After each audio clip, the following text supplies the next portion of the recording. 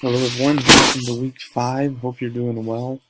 This week we're talking about APA Style 7. So we transitioned from the first APA Style 6 edition, which of course it wasn't the first edition, but it's the edition that I started with. And about 2 years ago they transitioned to the 7th edition. So I like to teach the 6th edition first and then move in to the 7th edition because 7th just adds some different resources that are pretty neat and takes away one or two things, but should help you in your progression rather than confuse you.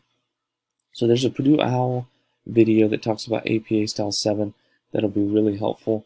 And then I have my lecture video right here about APA Style 7 for Module 5 that you need to watch. It's really important. And then moving forward, you have both a homework assignment, so a paragraph describing APA format, its attributes to writing, and some personal challenges to overcome. And then you have the third discussion post. So share your thoughts about APA and then reply to a student. And your thoughts are due by Wednesday at midnight, right? Your first initial response or your initial post, and then your reply is due by Sunday at midnight. So lots of great information in here, still on the same topic of APA, written communication. If you have any questions related to this, don't hesitate to reach out. I've been grading your material. I'm all caught up. Everybody looks good. However, if there's any challenges that you run into, especially with APA, just email me.